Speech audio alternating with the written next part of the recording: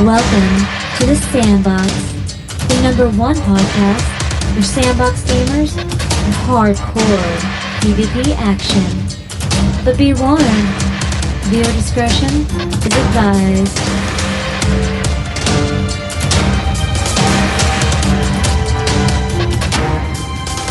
And now your hosts, Bullet, Twink, and Nate Trial.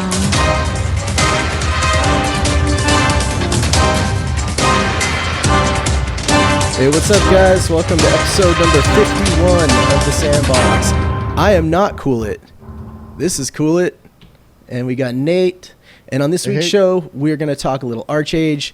Ultima Online has a big birthday, and Coolit's got some big plans for Mortal Online. But let's get into it. What you been up to, Coolit? Well, I spent a little time a couple weekends ago.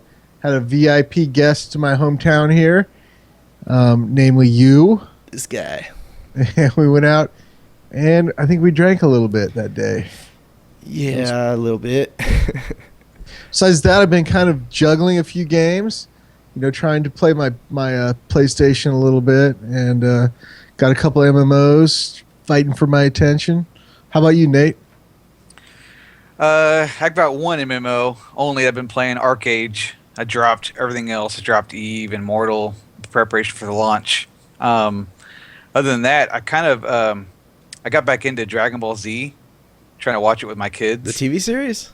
Yeah. Nice. And, so that led to me realizing I never watched the Dragon Ball, where he's like a little kid, Mm-hmm.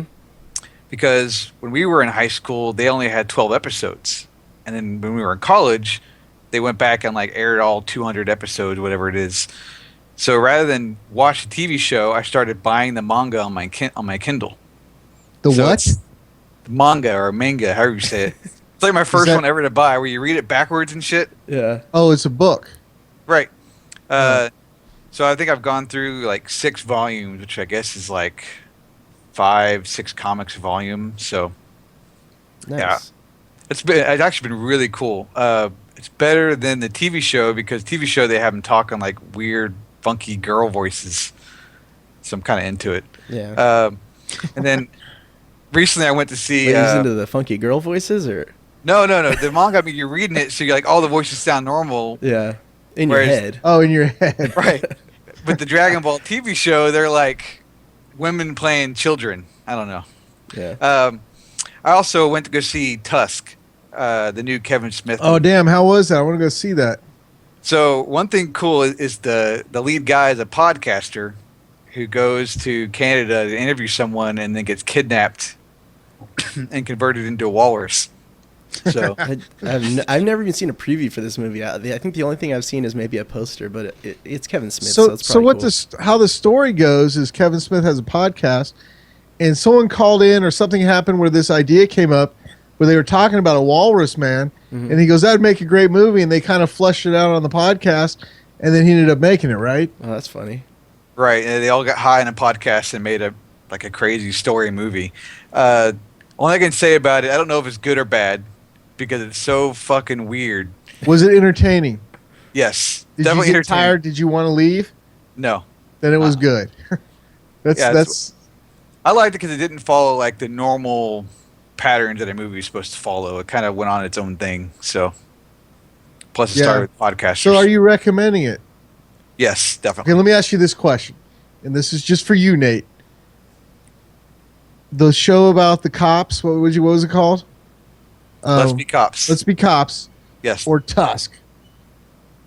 Well, I was only going to see one movie. I'm going to say Let's Be Cops. That movie Okay. that movie's hilarious. All right, because I was going to go to the movies the other day, and I was like, well, I'll go see one of those. I ended up going out and having some beers anyway. But You like comedies. You'll like. I like comedies. Cops. Yeah. But, I want to see Tusk, but I'm kind of feeling like the theater's not doing it any favors. You see that at home, right? Yeah. You can see both at home, really. But I bet Yeah, but it's nice to have people laughing next to you. I bet you can get Tusk on DVD in a month. I I think it's bet made you $1 can million. get it right now. So, how about you, Quint? Did we already cover it? Yeah. No. Yeah, like you said, I got to go up to Sacramento, up the northerly land, and drank a lot of beer and said a lot of hellas and hung out with Cool It. It was pretty awesome. It's a cool town, man. I had a lot of fun. We went to this bar. It's kind of a little secret place. It's not really secret, but it's called the Backdoor Lounge, which kind of makes you think a little bit, you know. But no way, that's a cool. So you go in there, and it's got like velvet wallpaper, and it's got this old dude named Lee Diamond, I think that's his name, who just kind of has the music playing in the background. He sings like old Croner hits, like I don't know, Dean Martin and shit like that. But we had a bunch of friends out, so we kind of took over the whole front area. It was fun. Yeah, I liked it, man. That was definitely a cool place. Also got to go hit San Francisco a little bit and see the sights. But we had y'all had Ryan there from. Yeah. Oh yeah. I got to meet Ryan for the first time from the MMO Sandbox and now Mr. Pod. Yeah, he came out and Ryan's, Ryan, like when you listen to Mr. Pod, that's Ryan's personality, which I like. Oh yeah. But he's just like, I was messing with him at that night because I had like, I don't know, 8 shots of Jameson. And you just introduce him to somebody and he just sits down and he talks, has a conversation. Pretty awesome. Yeah, guy's got the gift of gab for sure. Got to meet Mrs. Quint. Very nice. Yeah, Summer. She's actually the voice of the intro was there. Right. It was fun. Mm-hmm. Yeah, it was good times. Me and Coolett met too, like what, a month or two ago? I was in Austin. Yeah. Fun time. We had pancakes, and I had to let the waitress know that your son's pancakes were not made properly. Smack down the waitress. Well, see, he ordered buttermilk pancakes, and she brought him like buckwheat pancakes. He's over there. He's like 6 years old, right? Right. What 6-year-old wants buckwheat pancakes? He wasn't eating them either. So I think I took the other kid to the bathroom. I came back, Coolett had it fixed, and he was chowing down the pancakes. Nice. So anyway, let's talk about some games, huh? Let's do it, man. All right. So, Nate, you mentioned a game called ArcheAge. Is that like an MMO, like a massively multiplayer game of some kind? Yeah, I think it's the last big launch for, really for us in a long while, because I don't think we have another game coming out. So I was thinking about that, okay. And I got one for you. Now, you can take this or leave it, but we do have Elite Dangerous. It's a different kind of an MMO, but yeah, well, is that really an MMO? It is. It is. I mean, is Eve an MMO? Do you think it'll be out next year though? Well, it's kind of out now. I mean, so games aren't really releasing it anymore. I mean, yeah, we hit a little bit of a dry spell now. Well, I mean, you can play it. Is it released? No. I think will it ever? Will sorry, I keep interrupting you. Will Star Citizen? Will it ever be done? No. No. Not as long as people stop giving them money, so they can, make a game. But well, Albion Online's coming pretty soon, right? Yeah, I don't know if I'd call that a major. It's a major launch in our world, but which I don't know. I think it'll be a pretty big launch. Them having the support for tablets is going to maybe give it a whole nother, audience, I think. Mm-hmm. Yeah, it'll have a casual audience there for sure. But that's next year, right? Yeah, I mean, this is their summer alpha test now, which I thought them saying it was an alpha test was weird because every alpha we've actually tested, it's been really polished. But when you look at each alpha they put out, there's so many new features. Like this one had a housing system and all kinds of crazy stuff added to it. So I guess they're alphas because they're not feature complete yet. Yeah, well, I mean, I really liked the concept of the game. Last time we played it, like for a while, there wasn't enough in the game, I don't think, to be a full-fledged, to keep my attention for very long. I think that adding some more features, the game's going to be pretty awesome. Well, so I mean, we had ArcheAge, we had WildStar, we had SO this year. We kind of had a whole bunch of AAA games in 1 year, and then the year before that was good. And then 15 looks really dry. So other than looking forward to expansion, going back to old games, I mean, ArcheAge is kind of our last. You know what, though? If you think about that, I look forward to there being no more releases because there's a lot of stuff I want to do in old games. Yeah, I'm kind of glad for that as well. Yep. It's hard not to. I'll go back to some emulators. Do some more like Mortal. Or, No, emulate. I want to go back to, the two games I played the most, Darkfall and Mortal. But I also kind of want to go back to Fallen Earth, and I kind of also want to maybe check out a little bit more of what is that called? The one with the TV show, Defiance. yeah. I don't know why. They just got renewed for a third season, so I don't know. But so let's talk about ArcheAge. All right. So we had an awesome plan for launch. Basically, our goal was to go out, and we were kind of hush hush about this because we didn't want people to steal our idea. Can we back up 1 second? Okay. Let's back up 1 second. So the way that they decided they were going to make the land grab was, it used to be that you would have to do trade runs and do all this stuff to get this currency in the game called Gildastar. But they changed it around so you could basically get enough Gildastar to make a house after about a half hour of gameplay, right? Sort of. The intention was to have. Well, it's how it came about. But it was supposed to be when you were done with your major quest lines, you would have enough to buy either a farmhouse or a boat. But what happened? We require what 50 is, Gildastars, right? Right. No, 15. Wait, what was that? But he's talking about with the major quest line, right? Yes, a farmhouse is 50, a boat is 50. Mm-hmm. But what happened is players are a lot smarter than developers, and we figured out a way to speed run it. And in about an hour and a half, you could get 50 Gildastars in a group. Or in like 25 minutes, you could get 15. Especially because we had founders packs, and as soon as we opened our mail, we got 6 right away. So we only needed 9, and you can get 9 in about a half hour, and then you could get a cottage deed with those by going to this place, and you could put your cottage deed down, and then you could roll another character and do it again. Yeah, so from 1.0 to 1.2, there was a change, and all the players freaked out because they had to PvP to get stars. And then This was pre-launch, right? Pre-launch. Right. And then Tron's like, no, chill out. We're going to let you get enough stars through questing to get your house. Don't worry. And we're going to have it in dailies. And thus the speed run was created, and the land grab went from, 2 days to 2 hours. Oh, yeah. I mean, I feel bad. Like anyone who didn't pre-order the game and wasn't in on the early launch, within a few hours, the entire land was just taken up. I mean, everyone just put out. There was guys around where you guys ended up helping me get a place because I had to work.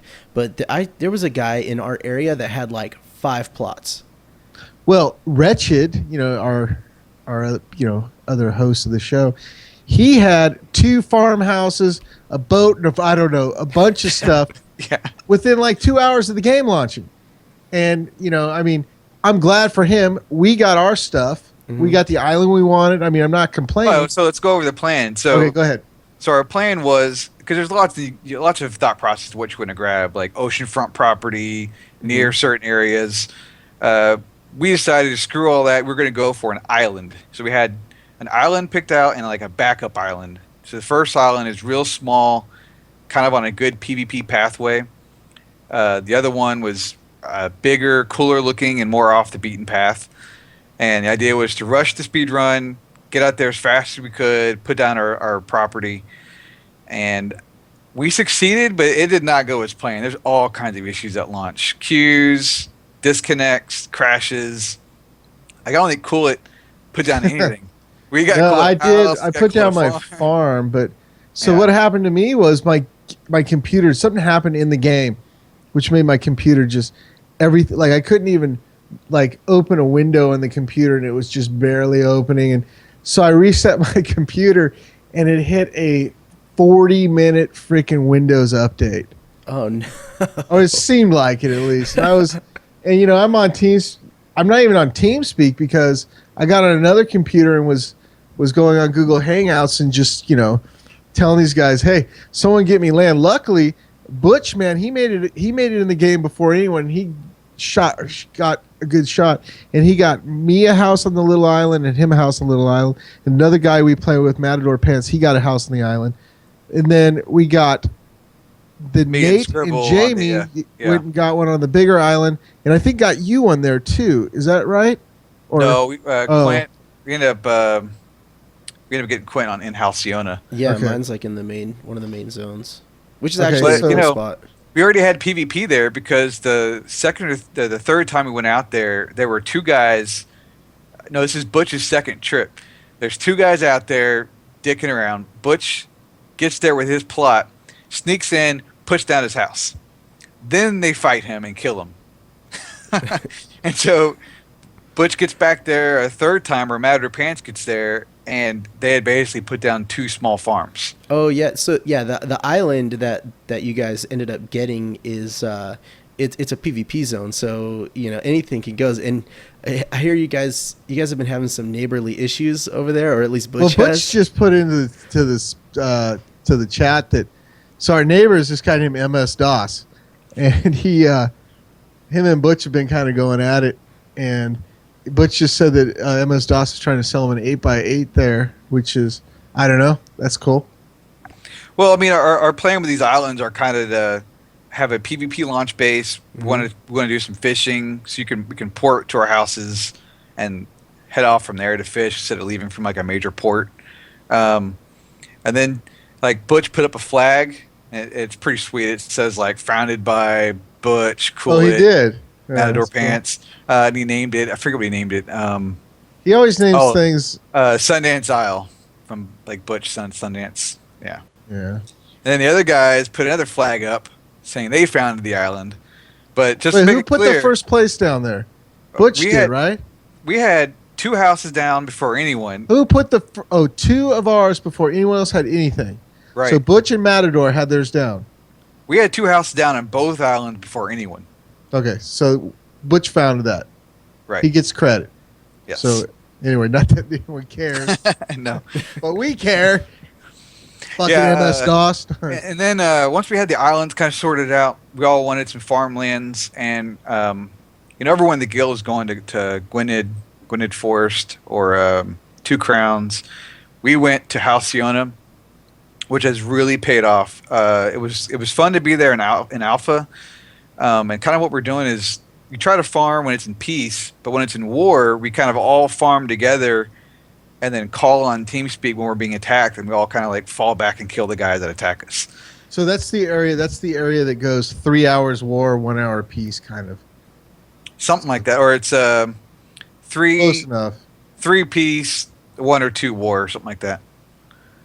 Yeah, they say the opposite. Yeah. So no, I like that area. That's a good area.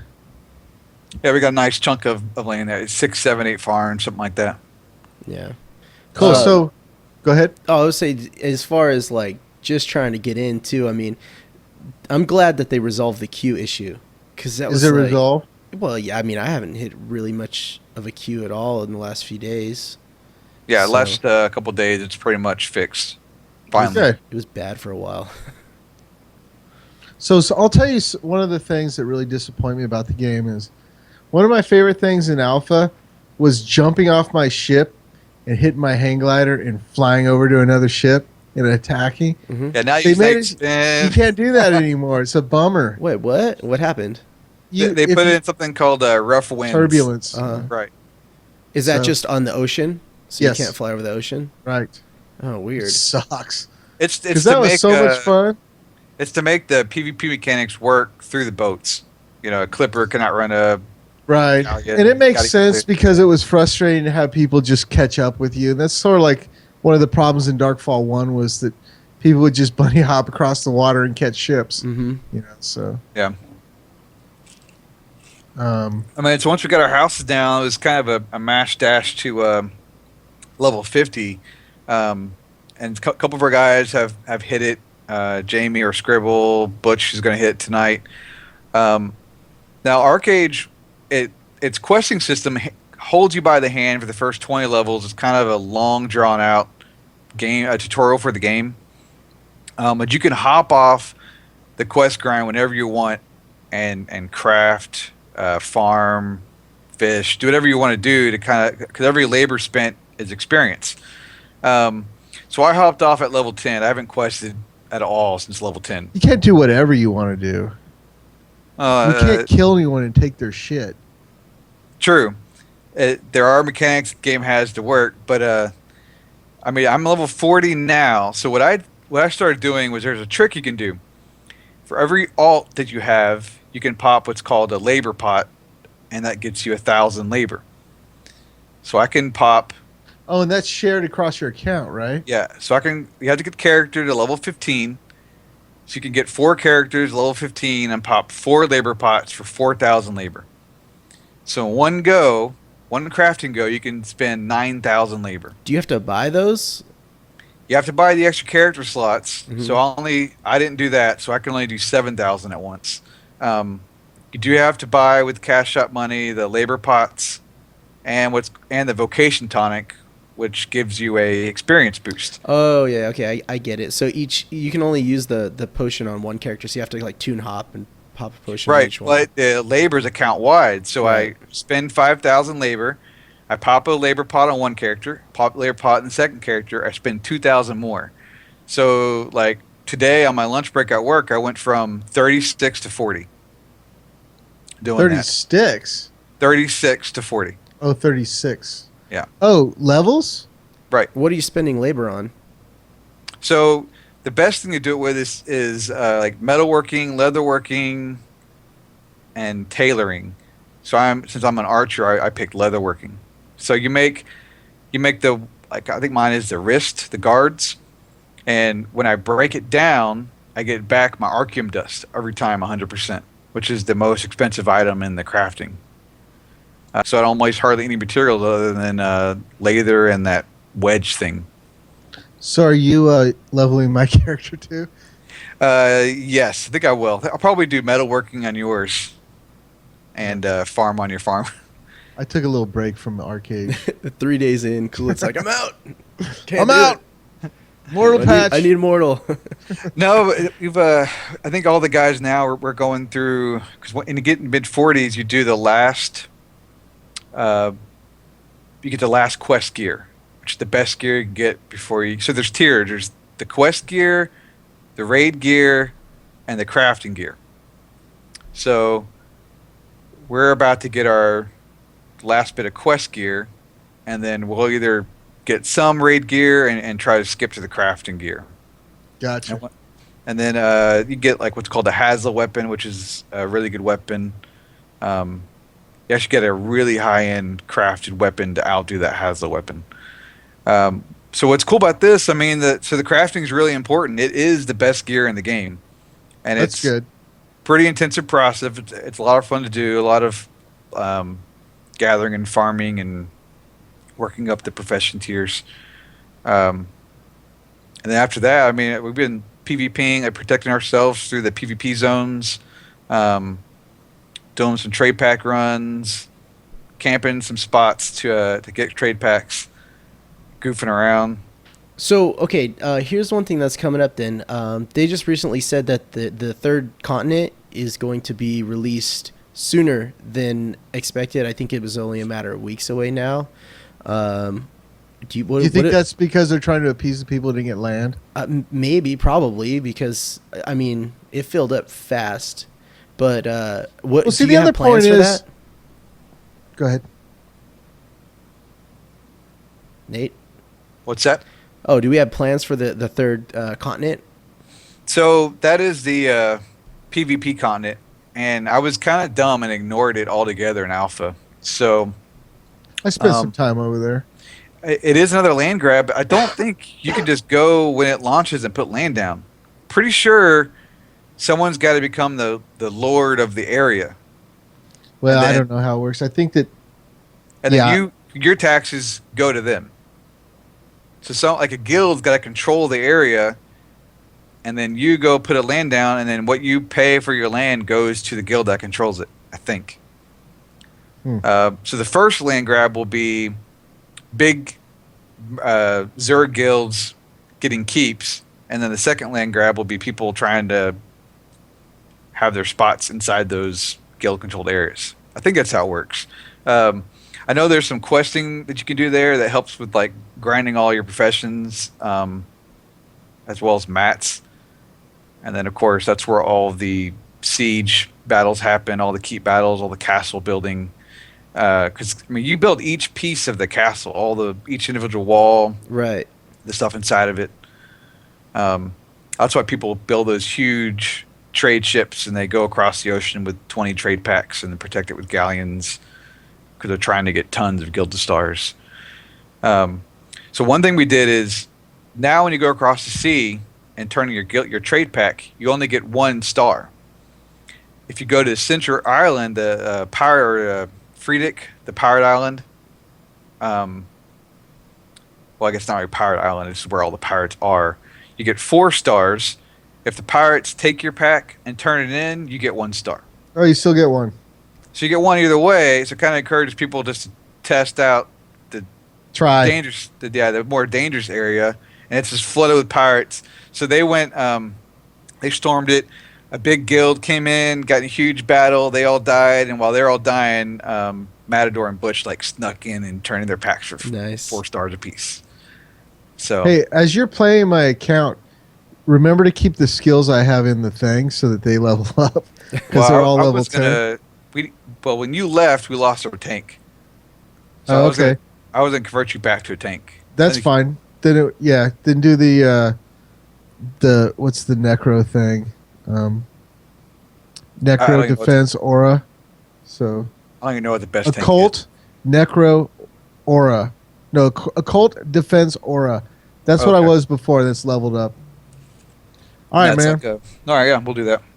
Okay, so ArcheAge is a thing. I don't know, man. Well, I mean, real quick, I mean, we didn't talk about it post-launch. This is the first time, right? Nate, you're obviously loving the game. You think this is going to be your long-term deal? Yeah, I mean, I've got 3 months of Patreon. Mm-hmm. I'm at least in it for 3 months, which will be longer than any game has come out that I've been in years. Yeah. Since I quit EVE 2 years ago. So if I make it 3 months, it's already a win for ArcheAge. Now, there's just so much to it. It's got a lot for me to do that I like. I'm not a huge PvPer anyways, so I kind of dive into all the crafting side of things usually. And then the PvP it's there is fun. I have a problem with the craft. I mean, I don't want to talk bad about the game because a lot of people are enjoying it, and I like the game. It's just there's just deal breakers in it for me. And one of the things is like the crafting. It's like I don't know. I don't see the like. Oh, the best gear is crafted. Granted, that's perfect. That's the way it should be, but it never breaks. You know, so it's like it doesn't deteriorate. You know, I mean, so you're going to make the best gear, and you can't ever lose it, right? So it's kind of like I don't know. It's like so. Why do you want to become the greatest crafter of weapons, or let's say you become a sword crafter or a plate armor crafter? Because you know, I mean, obviously you'll sell some at first, but there isn't that economy of, oh well, you know, I love these swords and I need to keep a lot of these. You know, I don't know. Yeah, I do feel I know what you're talking about, Cool It. I feel the same way when it comes to that stuff. That's one of the things that kind of makes the economy in EVE and Darkfall and Mortal and Ultima and all those sandbox games so good is that nothing is permanent. You're gonna lose the gear. It deteriorates over time, and you got to keep the market flowing. Everything gets flushed in and out, and but it's not deal breaker for me. It's just it's not a deal. It's one breaker. of the things that But they do have an exit for a lot of these mats because of all the trade packs people do. They have an exit for a lot of the mats that people produce because they have to make a bunch of trade packs.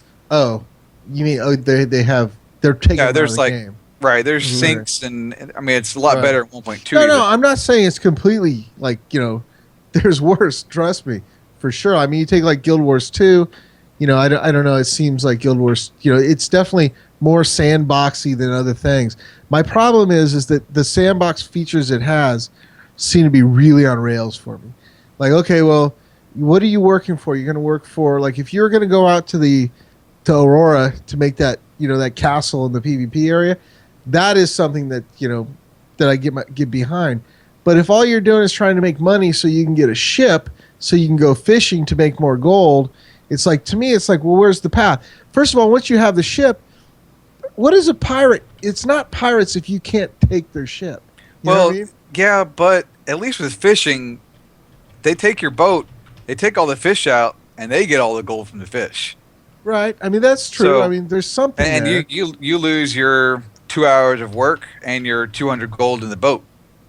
Yeah. So there's a little bit of something there. It's not quite losing all your gear, No, definitely. but it's also not WoW where there's zero loss. Right. There's a little bit of loss there.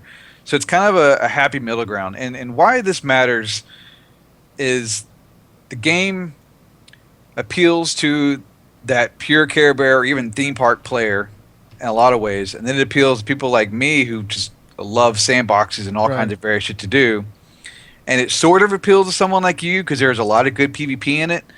It misses the mark a little bit with no full loot, obviously. So it's not only about the PvP, but it's about the loss. You know, it's like, I don't know. I Right. mean, it definitely does a lot of things.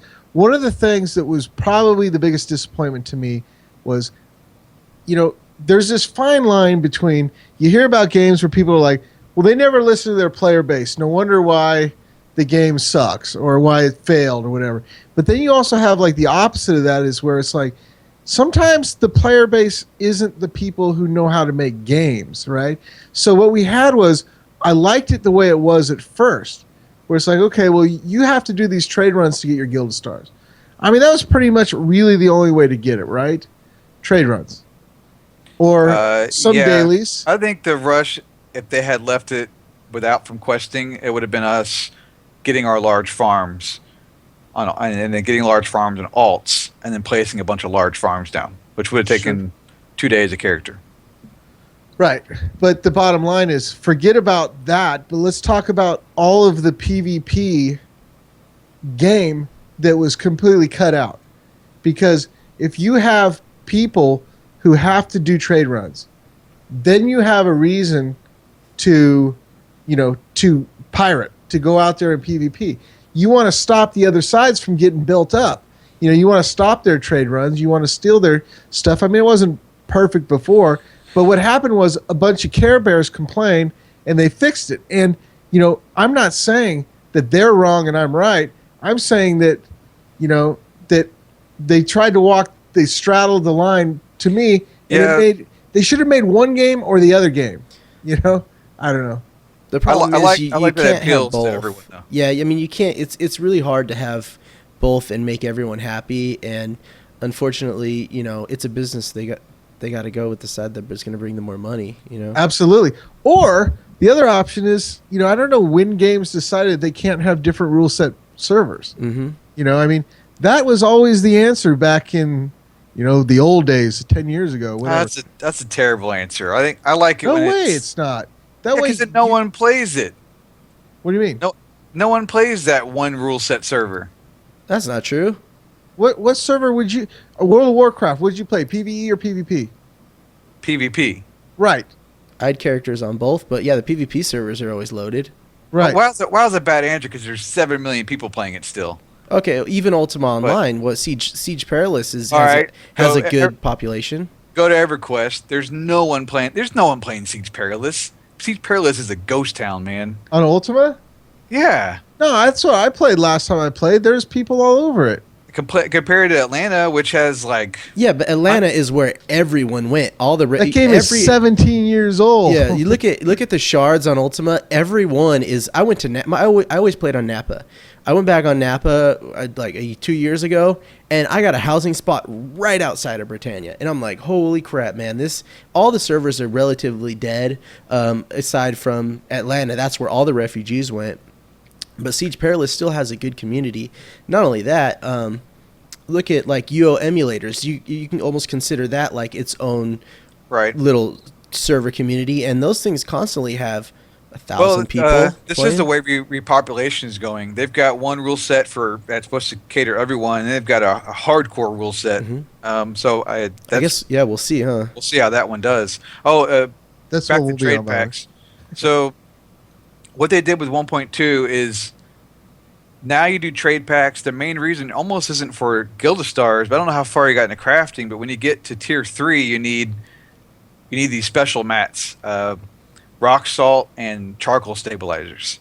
The only way to get those is to cross the island, turn in your trade pack, and then you turn it into a resource vendor or resource trader guy. Yeah. So now one of the main reasons people go in across the ocean in their boats is no longer to go amass a bunch of stars because they get that from dailies. Because now they do it it ties into crafting better, which to me is kind of a better flow rather than doing these runs for stars that like buy you a big ticket item. Let me ask you this: do you think that because this game is like 2 years old or so in Korea, Right. do you think that we're still going to see like regular development, like add additions to the game and expansions and patches, or do you think, or maybe is it depending on how well it does it? Because it seems like it's a big hit, right?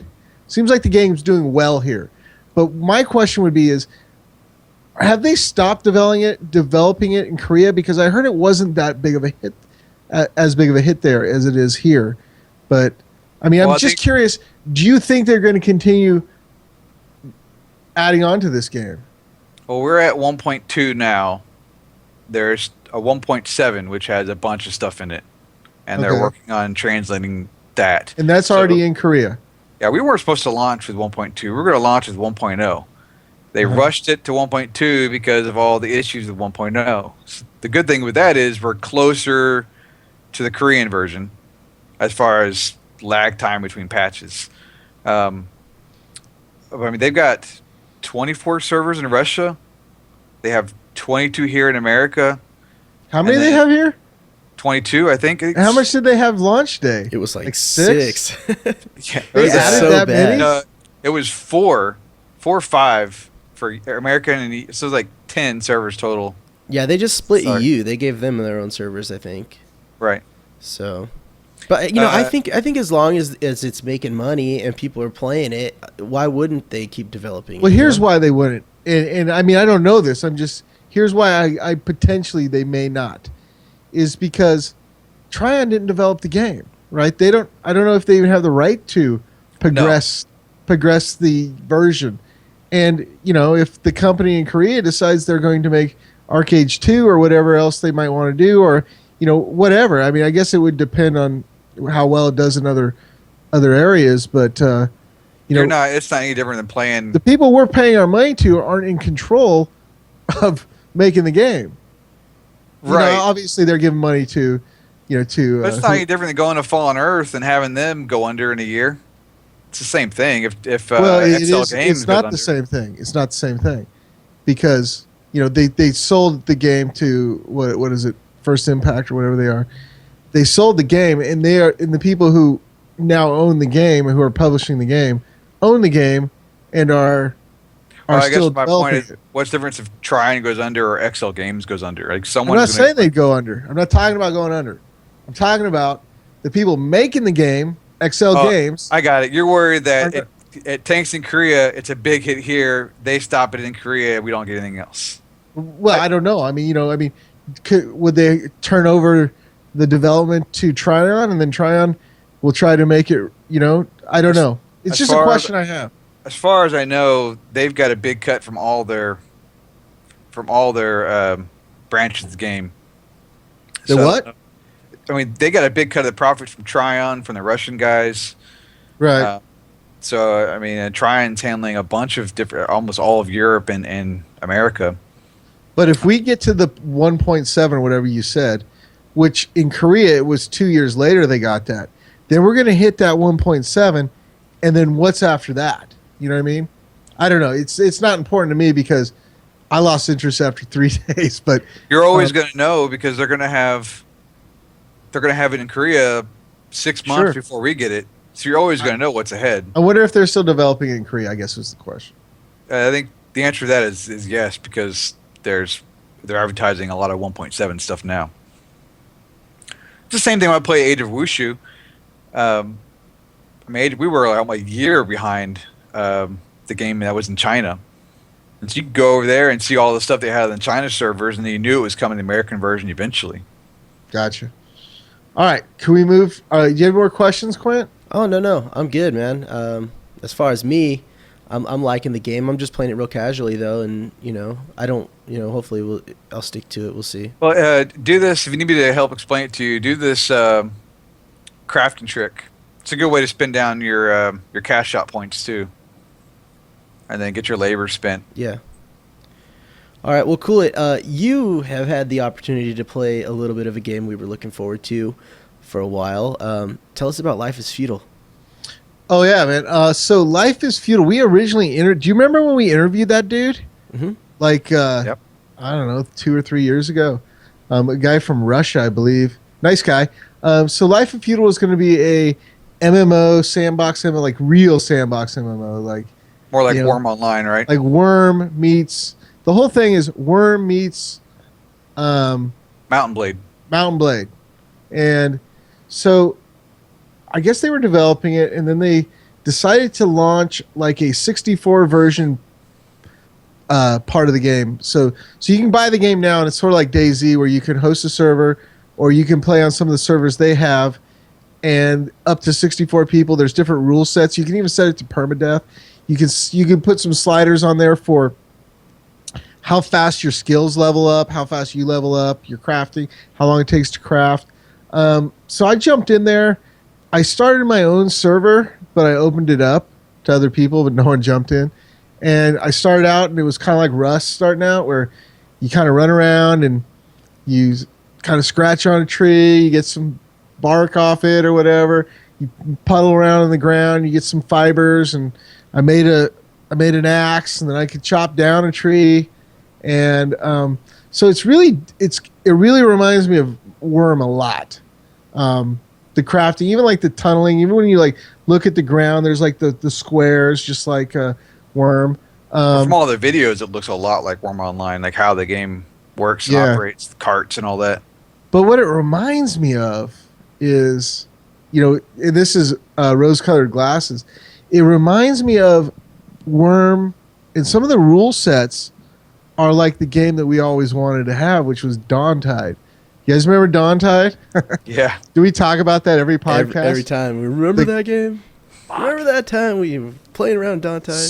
So what they're going to do is they've put this out. It's $40 on Steam. I wouldn't recommend buying it unless you really like this sort of thing.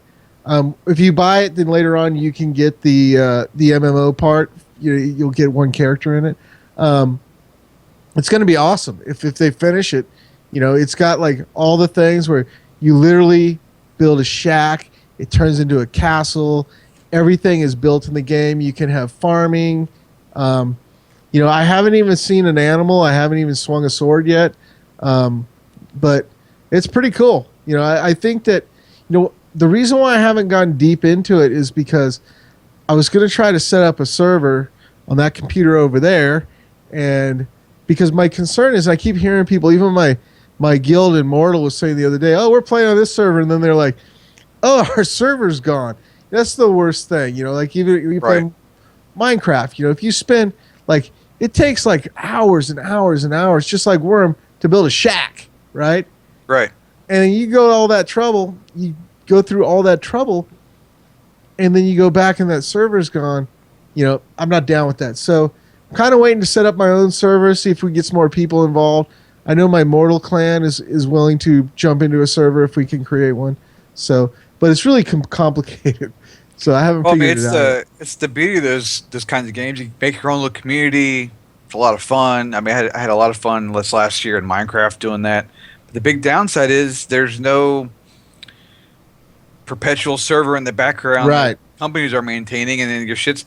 So the game, if it's like that, the game has to be fun from the very beginning and building it up, because chances are you'll be doing that over and over and over again. Right. How big is the world that you get? It's not that big. You get, I assume it's just a little square or something, right? Yeah. No, I mean it's like like Minecraft big? I would say it's like the size of the smallest island on Darkfall. Like, the smallest continent, the one up top right. Maybe like 30 minutes across, just walking from end to end or something? No, not even that big. Oh, okay. Actually. But, this is all like what's going to happen before they launch the MMO. So I'm not really going to like get deep into it. Mm-hmm. I want to learn the game. So when the MMO comes out, Well, man, I'm glad you bought it because I mean this is our kind of game and we love to play. And Right. they went to crowdfunding, didn't succeed there. They retooled it, got it so it can be fun in a Rust type of form. And you're basically funding the MMO development. So if you don't buy this, you're kind of saying we don't want these kind of games. So why'd you go buy WildStar? You spent $60 a WildStar. It'd be kind of bullshit if you did that and then didn't go Right. That's a good point. buy something like this Feudal with the game you actually want to play. So My it's only worry is that, like, where does this development end and tie in the MMO, which I really care about? Like, when do they stop polishing? Well, I think that I don't think that the development is separate. I mean, it's a parallel thing. Right. Once you get the building systems down, you get all the, the collision and all the combat down, then you just got to I put it on steroids so that 2,000 people can play instead of 64, right? You know what I mean? It's the same concept. Like, why doesn't DayZ have, like, don't you think DayZ, once they get it polished, they could put it on a perpetual, on a 2,000 player server, bigger world? I'm not a developer. I would lean towards no. Well, why? Because I mean, it's developed to work in that environment. All the systems are developed to work in that environment. Right. So, but I mean, if you really think about it, the way that Darkfall works is there's zones. Like, it's a seamless world. Right. But as you're moving through the world, and I'm not. Don't quote me on this, but you're kind of going into another smaller world, right? I mean, you get those lag spikes in all open world games that don't have any zones. You do cross from one zone to the next, and it's a handoff going on somehow, right? Right. So if you make it big enough, you just have to be able. The only problem is when you have everyone in one area, right, in one zone, if you will. I don't know. We probably shouldn't speculate. There's some programmer out there playing. Oh, these guys are fucking morons, man. Ripping his hair out. Yeah, I can't believe they're that dumb. But Hey, I'm glad it's getting good press. I mean, you read the forums, people read are Steam. loving the game, man. Mhm. But you know what? It kind of does, and this is a point you brought up to me on we were just chatting. But why isn't Worm more popular? You know what I mean? It's like Worm has got so much cool stuff.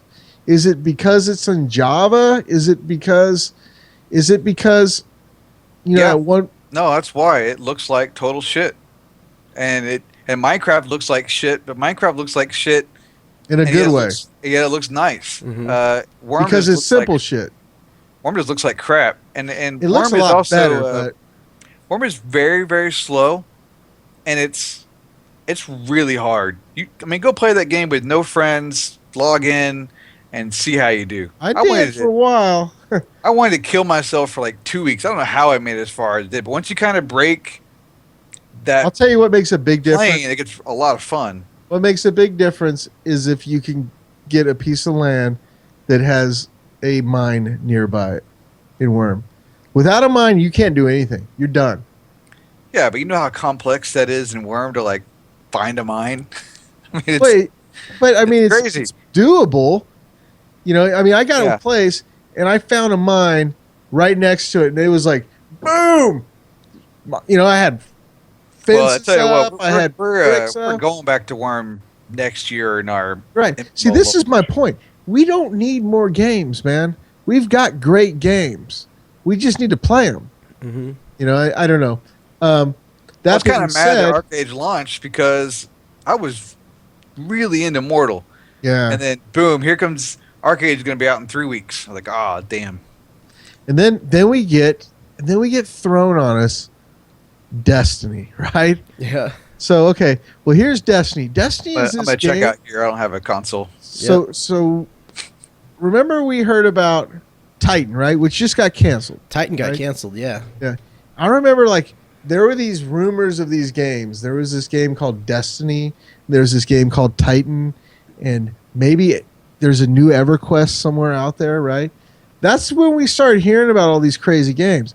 Now Destiny is out, right? Mm-hmm. And it's like, really? We waited how long for this? Now, I'm not saying the game's bad. I'm just saying, this doesn't seem like a game that has been this myth, this thing we've been waiting for how many years? Yeah, that's a good way to put it. You know, I mean, it's a fine shooter, but I mean, it's I don't know. I think that maybe they're going to do something with it. Well, they have to. I mean, I actually really like Destiny. As far as like mechanics wise, it's on par with any other shooter. You know, it just feels good. It controls good. It's fun to play. It's fun to run through and kill things. What gets me is that it feels a little bit hollow. Like you don't fully understand. Soulless. Yeah, exactly. You don't understand why you're doing these things. Could you tell me what's going on in the story in that game? No, I mean you had to Can like. you tell me? Can you tell There's me? a thing you found it the traveler, you know, and it helped us, and then but you know there's a lot of weird theories. One of them is that you know this whole thing with the darkness. Everyone's afraid of the darkness.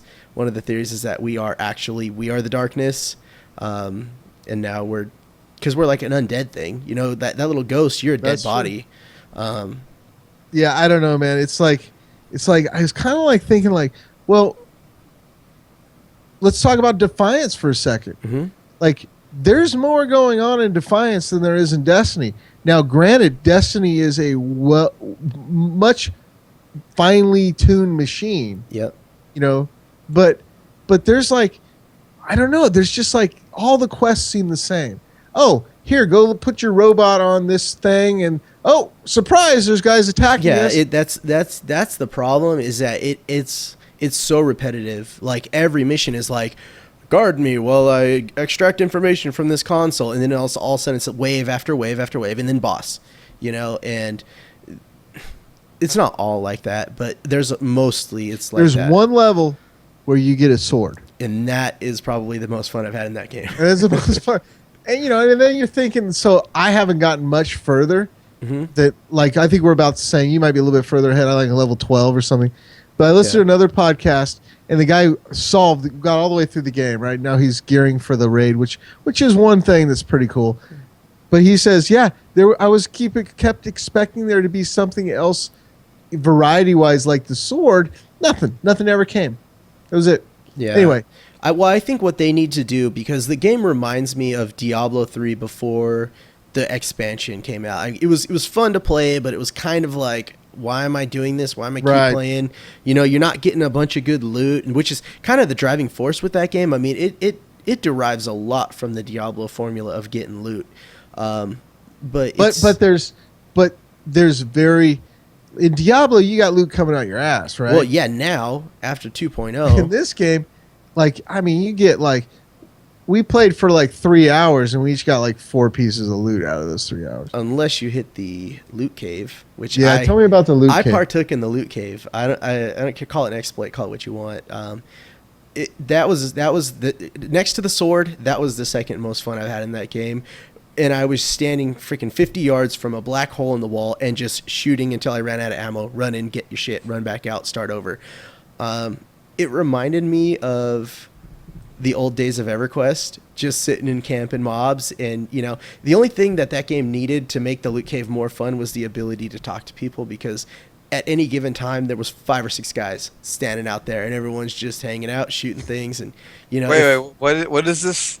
Is that a bug in the game you were? It's not a bug. It was just creative use Sounds of like a game bug. mechanics, right? So there's this cave, and if you stood at a certain point distance-wise from the cave, would be the trigger point where the mobs would spawn out of it. So what you could do is if you just stood behind this line, which was this rock, mobs would spawn out of it every 6 seconds. Anywhere between like 5 and 8 mobs would come running out. And so you have like 3 or 4 guys there, and you're just shooting them as they're running out, and it's just constant death cycle over and over again. And the problem is every mob in that game has the same chance to drop loot. It doesn't matter if it's a boss or a minion, they all have the same chance. Okay. So obviously you're going to want to find the fastest way to kill the most amount of monsters to get gear. So yeah, people figured this out, and so it just became this huge phenomenon. It was on Forbes. Like Forbes wrote an article about the loot cave. What? Yeah. So yeah, you just sit there, kill, you run in. When you're out of ammo, you run in, pick up a bunch of ammo from the mods that dropped it, and you get a bunch of gear and until your bags are full, and you fly back up to the city and get it all checked out and see what you got, you know? they changed it. They said that they didn't want the game to be played like that, which I can understand. They took it out. It needed to be taken out, but at the same time, you almost have to look at it and say, if this is drawing so much attention to so many people to play this way, what the hell did we do wrong? You know? Yeah. So that's the thing, though. It's like take like Borderlands. You know, why not have a place where we can just go and explore and kill things? Well, you know? they have that. I mean, you go to the Russia on the exploratory mode, and that's where that was taking place.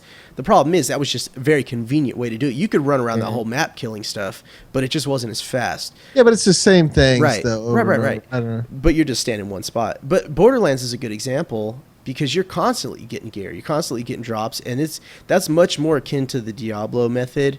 And I think Destiny really needs to take a look at what they did for Diablo 3 as far as Loot 2.0 and do that. And they are. I mean, they're listening to people and checking it out, but I don't know. Yeah, I'm sure we'll see more out of that. You know? It's kind of at this point, Destiny has become my fun little. I'm kind of bored, don't know what to do. I'll go play Destiny for like 20 minutes and. Not me. I've been playing Diablo 3 still. I think I have a couple characters, hardcore levels 970 on the PlayStation 4. And today, I got a gift from Quint. I got that the other night. I sent it over. Level 70 boots. Nice. You know what I got today? This is I got a bracers that every time I hit a shrine, it spawns an epic monster. What? So Really? it's kind of like, is this good to have? Because you go hit, you know what the shrines are, Nate, right? It's like you go hit them and XP boost, and there's that really cool one that zaps things. Mm-hmm. That's the best thing in the game, by the way. But now every time I hit one, it puts like a really hard monster out there, which is kind of cool. You haven't seen my nemesis, have you? No. I've mainly been playing Diablo 3 on the Vita, just via remote play, like when I'm tired or whatever, sitting in the room, just mess around on it for 20 minutes or so. Although I did start playing on PC again today in the seasons. Yeah. So what's cool about the seasons on the PC is you don't even have to play through the story. You could just go straight to adventure mode. I didn't know that. And also, it has those legendary gems I want to check out. Mm-hmm. But that's coming to the PlayStation. Oh, is it? They're bringing that, but they're not bringing the seasons. They're bringing the patch. I imagine they'll do it after the seasons are over. Mm-hmm. But I love playing that game on the PlayStation. I'm actually going to pick up the PlayStation TV this month. Have you heard of that? Yeah, it's awesome. Yeah, so it's basically I can put the PlayStation TV is kind of like a Roku box, but you can bring your PlayStation controller and you can remotely play on another TV your games from your front room of your PlayStation. Yeah, it even has a slot cartridge to where you can go buy PlayStation Vita games and just put it in the system and play it too. Yeah, that's what it is. A Vita without a screen. Right. And PlayStation 2s too, I think, or PlayStation 1, PSP, remote play the PS4 games, and eventually they're going to have and eventually going to have PlayStation Now to where you can stream rented games for any PlayStation system. So how does it play PlayStation 1 games with the disc, or you buy them online? No. I think you download streams it or something. Yeah. No, I've got a stack of PS1 disc over there. Yeah, no, it doesn't do that. You have to download it through the PlayStation Network. You buy them, and then the system has a slot for an SD card. And so I'm probably you just can going to put use up to 64 gigs of stuff on there. So my girlfriend asked me today. She goes, "Do you want me to get you an Oculus Rift for Christmas?" I was like, "Oh, they've got a new one coming out, dude." I'm waiting. Yeah, I told her there's no. Another one coming. Let's see. I also kind of want to see what Sony does with theirs. Mm-hmm. Anyway, so let's get to the end of this here. Let's go through the rest of our games. Yeah, we got a couple more things here. Go ahead. Well, this was a big recent time for Ultima Online. It turned 17 years old, man. That is like, it's still great. It's kind of a landmark, it's out That's there. That's crazy if you think about it. Yeah, and one of the cool things is that it's old enough to go see a rated R movie. Well, yeah, I know, NC-17 movie. So one of the cool things was that Richard Garriott and Star Long actually came back into the game and held an event as Lord British and Lord Blackthorn, and they had this whole big community-driven event and stuff, which is kind of cool to see. And I'm sure people, obviously tried to kill him, but I guess he killed everybody. He wouldn't let that happen again, right? He killed the whole castle worth of that people. was pretty cool that they let him come back. I'm glad that happened. Yeah, it just seems like it's been so long. You can't hold grudges forever, So and Ultima Online, now that it's kind of out of the hands of EA as much as it is, I mean, I think they're starting to focus more on community stuff and all that. But I kind of wanted to talk about UO a little bit. Obviously it's kind of got a special place for me. It was my first MMO that I ever got into. It's the reason why I'm an online gamer. It's the reason why I love sandbox games. I look back on it and I try to think like it's kind of weird how every game that comes out now, that is always my comparison. Like, how do I compare it to Ultima? And I'm sure everyone's heard me obviously, probably get sick of it, but I sit and I think, like, what was it about UO that made it so great, aside from the fact that it was my first MMO, which is obviously probably rose-tinted glasses. There's a couple things that I thought of, and I don't even know if it pertains to the fact that it was a sandbox, but, when it comes to games now like ArcheAge and Guild Wars 2 and all that stuff, I feel like you kind of lack identity in those games.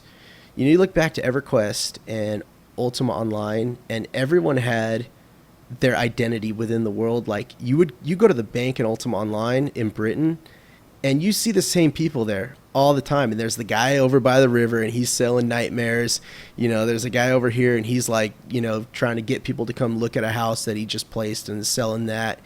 It's almost like a role play thing, but it's a community. Yeah, I guess there was something about it that fostered great community within itself. Like, you go to the blacksmith shop, there's always like the same two blacksmiths sitting there, and hey, can you repair my sword for me? All right, here, you give them a sword, they repair it, give it back to you, you give them a tip of gold, be on your way. But you know what though, it also, let me interject here. Mm-hmm. Sometimes I wonder if it was the game mechanics or if it was just the people who played games back then. Yeah, because go ahead. Because EverQuest, I didn't play as much Ultima as I played EverQuest. And EverQuest was, do you just remember running around and, hey, buff for tips? Yeah. And, you throw a sow on somebody and they'd throw you whatever they could, and sometimes they wouldn't throw you anything. And then there was also oh, you got to, I want to get over here. Can someone teleport me, meet me at the spear? It was like, and a lot of that had to do with probably a couple things. First of all, we were nerdier, we were geekier than everyone playing. It was harder to play these games. It was a more niche community, right? Mm-hmm. A. B, there was roles in the game, right? So, like in EverQuest specifically, and I'm sure you can relate to Ultima Online, is there was these two classes that could cast Spirit of the Wolf on you, right? And there was these other two classes that could cast Clarity or Breeze, right? Mm-hmm. And you needed these spells. So these people were sought after. I don't know. I remember in making money in EverQuest was one of the hard things to do. So you always try to figure out, how can I figure out a way to make money in this game? So I was like, you know what? I'm going to roll a druid. I'm going to be a druid, and I'm going to just be a taxi. I'm going to port people around and do it for money. And that was one of the things that I did in that game. But yeah, it was something about body drag. You remember having a body drag? Because you used to lose. Oh yeah. Oh man, I remember calling for those for hours. But see, nowadays, if you tried to do that, you'd get a bunch of fucking douchebags complaining on the forums. Oh well, I build this class and I can't fight by myself right now. So it's like, oh wait a second. EverQuest didn't have PvP; they had a PvP server. Mm-hmm. Ultima did, but it's like, people just didn't complain. They just played the game how it was. And I don't think Lord British would have well, he did actually eventually, right? But I don't know. I think a lot of it has to do with the community of gamers now versus then. Yeah. And I'm not going to blame World of Warcraft, because one thing that World of Warcraft did was they showed you how you can make that game works well. You know what I mean? The game works well. And EverQuest never worked well. And I don't know how Ultima was. When I played it back in the day, it never worked great. Neither did Asheron's Call. Mm-hmm. Dark Age of Camelot was the first one that kind of started to work okay. And then EverQuest 2 worked pretty good. I don't know. Yeah. No, my other thought here is that sometimes we want our MMOs to kind of world build and immerse you into it. And you look back to EverQuest and Ultima; those games did a really good job of that. And a lot of newer games are so like shallow, and you're detached from it. You're not immersed in it because it costs so much for them to make these games now. I think this is my 2 cents that they have to capture every single player that they can. Yeah, the other game too that did the role function thing really well was Star Wars Galaxies. We had the dancers and the doctor buffs and the musicians, and going to like the cantinas, various cantinas, to a lot of social interaction and like hubs that mattered. Yeah, right. It's almost like it's the lack, as far as Ultima and EverQuest, it's almost like the lack of polish and the lack of features of that caused the community of people to get creative and to do things a certain way. So there was no auction house in EverQuest. No. But everyone knew where to go. Yeah, you go to the tunnel in East Go Common to the Lands. tunnel, and then people would shout out, "Hey, I got this for sale!" And what was cool about EverQuest that they still haven't done in very many games is you could drop something on the. So I go hide, drop something on the ground, and log off my character, and log on my other character, and picked it up. Yeah. But games don't really do that. They don't leave stuff on the ground anymore. I guess Worm does, but Mortal and Darkfall, they don't. I don't know. I guess Eve kind of does, because you could put something adrift out into space, right, in a container. Someone else can come pick it up. I don't know. It's interesting to think about, though. Yeah. The other thing that I was thinking is that I almost feel part of the reason why is like global chats, OOC chat? Yeah, all that stuff. Like, not even OOC, because OOC was limited to one zone. But you're talking about stuff like trade chats and stuff that spans the entire game, and I feel like that kind of, it takes away from the experience too. Yeah. Well, I always think it would be cool, not necessarily in a fantasy game, but like in Destiny, or not even Destiny, because it's only 3 players most of the time, or 6, but is to have it so your mic, like if I yell, that you'll hear me if you're in a certain range of me, like my actual voice. Oh yeah, that's like DayZ or H1Z1. Does DayZ do that? Yeah, DayZ does it, and what's the other game? All Points Bulletin, APB. Oh right, yeah. But I remember APB people used to just DJ bad techno music. I know when they weren't doing that, it was awesome. Yeah. You're like, get the fuck out of here. Yeah, it was great. Yeah, I don't know. Yeah, I don't know, man. We're not going back. I mean, we hear about people like going to make these old school games. It's like, well, what old school games? So like Vanguard. Let's take Vanguard, Age of Conan. Like that's kind of like Vanguard was old school. It was like EverQuest 2 should have been, right? That's what people would say. Got a bad start. It had a lot of cool stuff in it. But now, even for me, it's like I like that action combat. You know what I mean? I like the mouse look where I turn my mouse. Like I'm not holding down the left button. I'm not clicking and targeting things. Yeah. To me, it's more immersive. Like Mortal Online to me, Darkfall. So let's just take those. Darkfall. You have real naval combat in Darkfall. Like you have a ship with cannons that you have to man with 20 people or whatever to go out there and fight other ships and destroy them. That ship or can be lose sunk them and destroyed or stolen. Now, Yeah, granted, but why? Darkfall's Granted. problem is, why are you doing that? right? So we run into the problem of, well, here's why, because it's fun, but game mechanic wise, why? Like Right. they should make it so if you sink someone's ship, maybe I don't know, a treasure chest drops or Well, they or the gold. put the whole island like this, and you circle around. There's Right. a lot of problem with Darkfall. So Mortal, like the other day I was in Mortal, right? And there was just thunder in the air. And like I hadn't played Mortal for a month or two, and it's like, what the hell is that thunder in the air? And everyone starts running. So I guess that there's like every once in a while there's like an explosion or something happens, and I don't know what yet. And that's what's cool about Mortal is I'll find out later. I'll figure it out that the developers or something in the game drops like a rare epic item. And everyone probably goes, and I'm just assuming, goes and grabs it and fights for it. Starts You know a what I big mean? old bloodbath. And eventually, that item is going to be sitting on someone's corpse, right? And somebody at the end of this whole crazy shit is going to walk away and put that in their bank. You know, I love that stuff. To I don't never even be know if taken that's out what again. it is. I don't even know if that's what it is, Yeah. right? But I'm imagining, like, so there's all this stuff that they keep putting into Mortal. Like, there's like all this alchemy stuff. Now I'm finding out that fishing, you can make a ton of money fishing.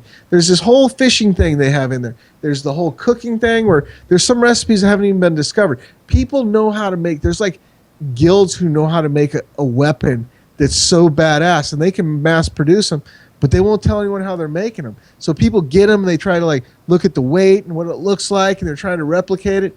That to me is pretty badass, and that is why I'm going to kind of embark on a little side project from Sandbox and do some episodes of just some guys, some vets from Mortal who are going to join me for, I don't know, a few podcasts and talk about Mortal Online. I mean, to me, that is why I'm not playing ArcheAge because I think ArcheAge sucks. It just can't get my attention away from Mortal right now. You know, even though all my friends are playing it. My friends are kind of assholes anyway. Yeah. Fuck Anyway. you, we don't play with you anyways. Huh? Fuck you, we didn't want to play with you anyways. No. I don't know. So we have a town going now, and So- we've built up this town, Mhm. and we're almost got all the appliances, so we're completely self-sufficient in our own town. In Mortal? Yeah. Oh, nice. So yeah, So this we is the build our cool own thing about walls. this last patch, right? It's like you can build your own city. Yeah. Yeah, there's You build your own- big things coming to Mortal, man. They're You can even make it so that, like, when you guys finally stop being lame and decide to play Mortal with me, when you create a new character, you can set it to spawn in our village, which is Oh, cool. wow. Yeah, I don't know if you want to, but So cool. What are your goals for these interviews? What are the kind of things you want to talk about? What do you want to hit on? well, the first thing I want to do is I love Mortal. I love the game, and it's got this huge barrier to entry. So let's say that you wanted to play Mortal, and you're like, hey, I like playing a ranger in most games I play, so I'm gonna create an archer. So, and then you go to character select, and Yeah, you're you have looking no like, idea what the hell to do. what? And if you choose the wrong age, not necessarily, so you get like parents, so you have your grandparents when you choose a character. You got these 4 people. You decide these are going to be my grandparents. And this is what Racial lineage. this is what they They produce. should patch all of that out tomorrow. That would fix so much for the Yeah. barrier. That's So- all pointless. So let's say that you figured out you want to be an archer, and you figured out But the problem This with is a ridiculous hold on, thing. Nate, You if the figure problem out- is if they patch that out, then it would just be so much more generic. I mean, I know that everyone picks I the don't same. care. I know that I don't everyone care. picks the same It's just thing. so bad. See, You here's know, one of the problems. everyone One of the looks problems- up. System. Yeah, but everyone looks up. Okay, I want to be an archer. What do I make? Do this, this, and that. And it's always the cookie cutter things. But at the Well, the same problem time, is it that depends whole on- thing just adds a little bit of flair to it. You know? It does, but the problem is There's that like 2 builds Immortal. Vila, no, it's Vila, not- and, that's and not no, not more. Thurker. It's all Not one does. anymore. But the problem is if you want to make a fighter, let's say you want to make a foot fighter, you have to pick the right age and the right breed. You know what I mean? It's like that important. Not really. People get a little bit carried away. But I mean, there's so many little things about it. Like if you want, like, let's say you want to be a crafter, you want to craft weapons. Well, you can't have one character make metal and make bows and make swords. Like, you need a character to make bows. You need another character to make the material. You need another character to make the swords. You know what I mean? Mhm. So one of the things I want to do is I kind of want to get some people on there who are positive, who like the game, and explain why they like it, and give a little bit of pointers on how to get started on the game, first of all. And then to take to the next step, people who have played the game and say, well, I played Mortal, a bunch of penises on the screen, is to then kind of take it and kind of elaborate on all the little intricate features that they've added to the game. Like what we talked about a couple podcasts ago, how hard it was for me to get my domination skills up, right? Yeah. Now I can dominate. Like I dominated a new Minotaur the other day. I've got him. I'm training him. Like you can breed them. Not those. You can't breed Minotaurs. Sorry. You can breed mounts. So we got people who are breeding mounts. They're trying to get the male and the female mount. They got this mount that has these characteristics. These shove them together and see what they get out of it. And that was a good one. So let's keep breeding down that path. There's the cooking where there's all these the alchemy, which no one ever says. They said, okay, alchemy's in the game now. Here's a skill and here's a station. It's like, well, there's no instructions on what to do. It's not like, oh, I want a run fast potion. Let me click that. No, it's like people have been trying every different thing in the game, putting it together, trying to figure out, what did this do? Drink it. Oh, I threw up. You know what I mean? Which is in the game. It's almost like playing like old school Mud. I know you guys didn't play a lot of Muds, but Muds had all kinds of like quests and hidden things, and you had to go find them, and no one knew about them. Mm-hmm. So there's all these paths. There's things in the game that I don't know. There's things in the game that maybe nobody knows. There's things in the game that maybe 5 people have figured out. You know what I mean? And they're hoarding the information. There's stuff that we get on the forums. Most of it's outdated. But it's the kind of game for me where I get in there and I'm kind of like, I don't want everyone to hand me everything. I want to figure stuff out. And I've been figuring stuff out. Like I'm almost to the point where I can make steel now. I'm almost to the point where I'm making bows and decent swords. I'm got a full gone butcher. And it's just like, but there's no menu, click, craft this. It's all ask people, figure stuff out, do a little bit of move some sliders on the sword, figuring out what your weight is, figuring out what your strength is. Maybe you want your sword, maybe you want the handle of your sword a little heavier, denser material, and the blade on this guy because you want a sword that swings fast, or do you want a sword that hits hard, or maybe you're not strong enough for this type, you know what I mean? All this stuff comes into play, and it's all kind of like a lot of people don't want to be bothered with it. I want to be bothered with it. You know what I mean? Mm-hmm. I don't want to keep going on about it because we're going to do some shows about it, and hopefully they turn out well. If they turn out well, we'll keep going with it. Or Darkfall's added some cool stuff now too, and it's like, man, Darkfall's doing what they should have done. They blended their classes, but did you see the stuff they were adding, Nate? It looks awesome. I don't know why this wasn't their idea for Unholy Wars. Right. So why wasn't Unholy Wars this concept? Why they spend 2 years designing shit instead of 2 years making a real sandbox, and now they're 2 years afterward, like, oh, we're gonna undo everything and put in the game we should. I don't know. I don't get it. I'm gonna pull up the list. I'm gonna find it. It's an awesome list. My problem with this list is I need that whole list done before I go back, and I won't. It's not going to be like that. But that being said, Nate, you're going to be playing ArcheAge for, at least another 5 or 6 days. No, I'm just kidding. You're going to be playing ArcheAge for a while. We already talked about there's not a lot coming out. There is stuff coming out. It's just the games we already play. Wouldn't it be cool if no more games came out and then the people would go back and rebuild like Fallen Earth? Like, man, build Fallen Earth. Like, add the stuff we want to Fallen Earth. Okay, I've got the list. So, fully localized economies.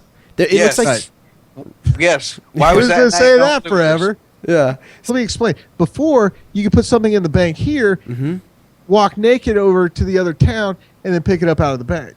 Yeah. Not good, man. It doesn't make good for trade. It doesn't, when you look at games like EVE Online and Mortal Online, that's one of the things. While it can be very frustrating when you're trying to transfer something, and it's stressful, I will say it was the most fun I ever had in Mortal was we were trying to get your house deed from like one city to the other city, and we got guys chasing us.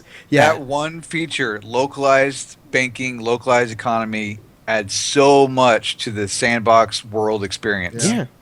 And they just decided to go not with it. I don't understand why. Their one opportunity to do that was Unholy Wars, and they didn't do it. All right, next feature. Next feature, they're talking about improved PvP and AI, trying to make it a little less thing. They're also talking about breaking monsters away from their spawn camps. One of the things that always bothered me in Ultima, or not Ultima, in Darkfall, compared to like Ultima, so you have two sandboxes. In Ultima Online, camps of orcs move around. They're not always in the same spot. Gypsies spawn different places. You walk through and there could be a bear walking around, and then an ogre will just walk through the area from somewhere else, you know? In Darkfall, they had such short leashes, too. That used to piss me off. And everything has because you try to kite something, and his health would go back up, and it'd just go back. Darkfall is way too organized with their camp system. It's just, oh, you want to go kill goblins? Well, you just go right here and sit there and kill them all day. And this is what this is. The part of that, there's so many mob types, whereas Mortal, it's like 5. Right. Yeah, they've added more, but Mortal's it's a lower fantasy. You know what I mean? Mm-hmm. It's more bears and wolves and stuff. I mean, they have minotaurs and they have.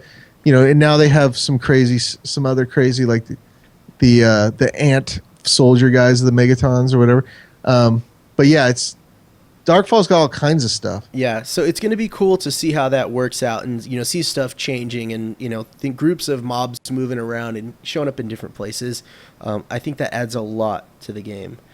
Alignment, factions. That's another thing that they really jacked up. No factions is horrible, man. Alignment system is horrible. Have a alignment system, a reason to when you see someone to not kill them.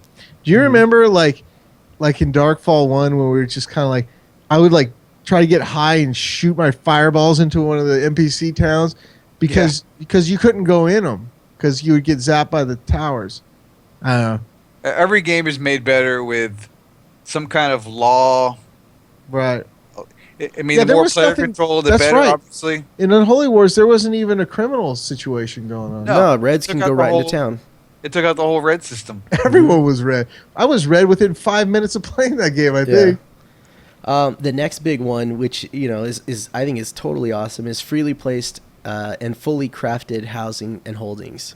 Bam. Oh yeah. Yeah. Right. If they do that first, I'm like resubbing right away. Mm-hmm. But we're probably not getting. That's probably the last. But that everything that you've listed so far is mortal. Mm-hmm. Except for the roaming.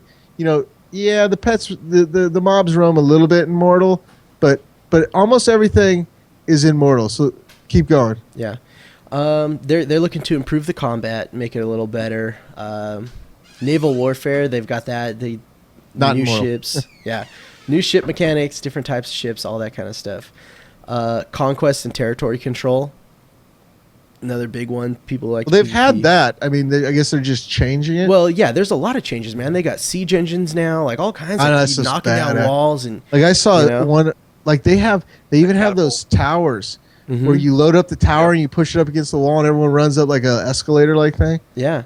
So they're launching like people in the catapult and launching them over the walls. For people like me who like to look badass, the character customization, they're adding a lot to that. Well, I hope they put the character models in because I don't want to be an orc by head and a human by body. Wait a second. I feel like something's changed on this list because. No, that sounds right. They mentioned something about when I read it before. They mentioned something about how the different races would have different attributes. Yeah, that's actually, I don't know about that. The other thing that I saw, and I don't see it here, but I know I read it, was they're also adding a taming system. So yes, yeah, I did see that. Mm-hmm. Well, okay, so we had a game, Darkfall 1.0. Mm-hmm. It was awesome for what it was. Yep. They say they come out with Unholy Wars. Mm-hmm. That's their opportunity. That's it. This is your opportunity to relaunch your game, recapture your audience, put out your vision. Yep. Okay. Yeah. This sounds to me like Darkfall future. Well, like it's gonna be the new version. They gotta relaunch but this shit. They maybe had to put out what they had to get otherwise fold. You don't know the business side of it. They may have put out what they had to get enough money to. No, Unholy Wars is a very streamlined product designed to mass market. It didn't work. The class system was designed to go to more people. The safe zone system was designed to apply to more people, and none of it worked.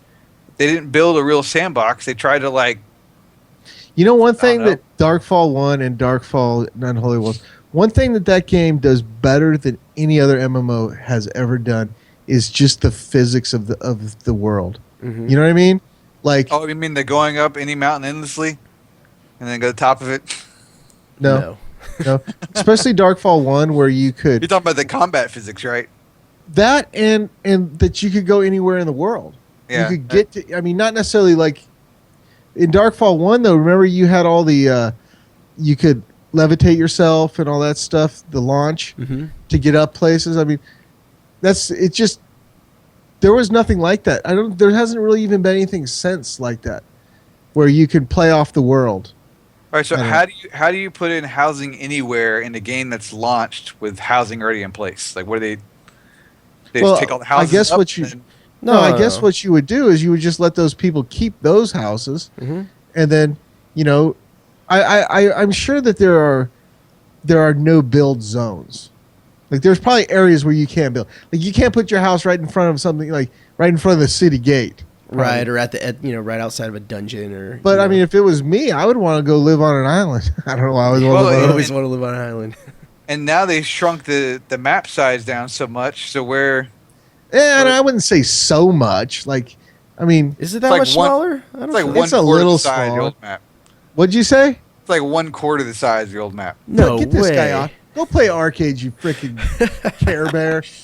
1/4 No, the size. it is. That map is way smaller than the old It's map. like probably 33% smaller. You can get across from one end to the other end in 30 minutes, and the old Darkfall that would take you. No, it's not Not even that much halfway. smaller.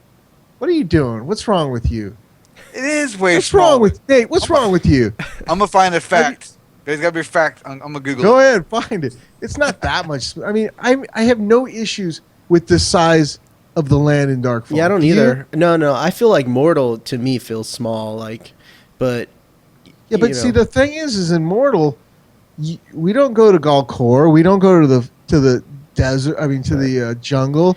You know, and they're opening up that new continent, and also it's like Mortal might seem small, but there's not a lot of You're not running into people all the time. Right. You're not lagging out because there's too many people in the town. One thing that I will say that both of the games do really well is like when you find a place like we're gonna operate out of Meduli. You know, that's your home.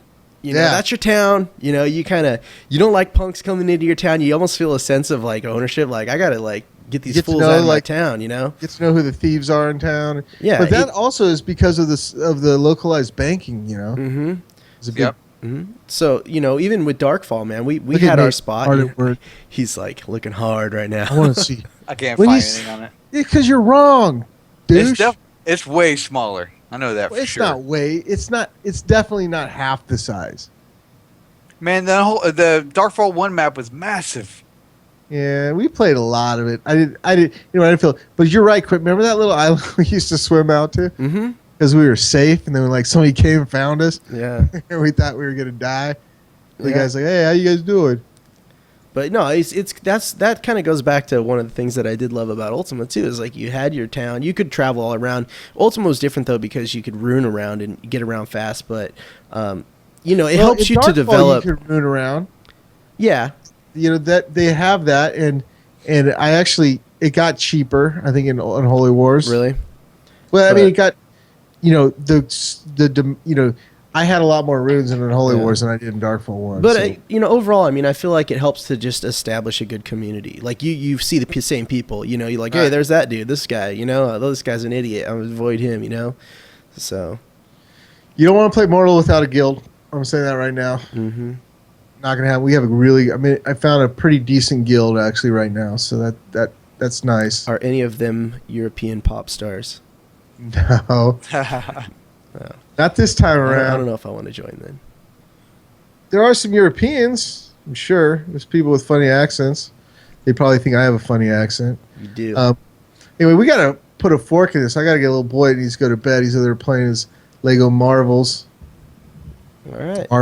Marvel. All right. I've got some ArcheAge to do. Yeah, we'll wrap it up. You gotta go level up my character, man. I think I'm gonna play some Diablo. So Are you gonna play on the PC? I think so. Yeah. I've been playing with my brother. seasons. Oh, that's cool. But anyways, we'll wrap this thing up. So check us out on Twitter at Sandbox Podcast, at Natrial, or at Sandbox Quint. Go to the website, comment on the posts and all that stuff. Sandboxpodcast.com. We also, I think we've got some changes coming to the website. It's getting a little redesigned, so it's going to look pretty cool. Check out our friends at Mr. Pod, also Yeah. on the MMO Smack Talk Network. Miguelito and Ryan. So The show is great. Hearing those two guys is awesome. Yeah, if they can figure it. Like, how can two guys that work in the tech industry or whatever they do, The not brain power fi- in those two guys, and they can't fucking and they get a can't podcast. figure out how to turn off their podcast, or they can't get the Especially audio right. coming from Ryan, who's been podcasting forever. Well, know. episode 2 was like 100% focused on Mig. Oh, okay. I forget the last one I listened to. Big's mic was a little jacked up. Anyway, Not that our audio quality is good anyway. So Well, that's it. all right. Thanks for Laters. watching. Thanks for listening. Catch y'all later. peace.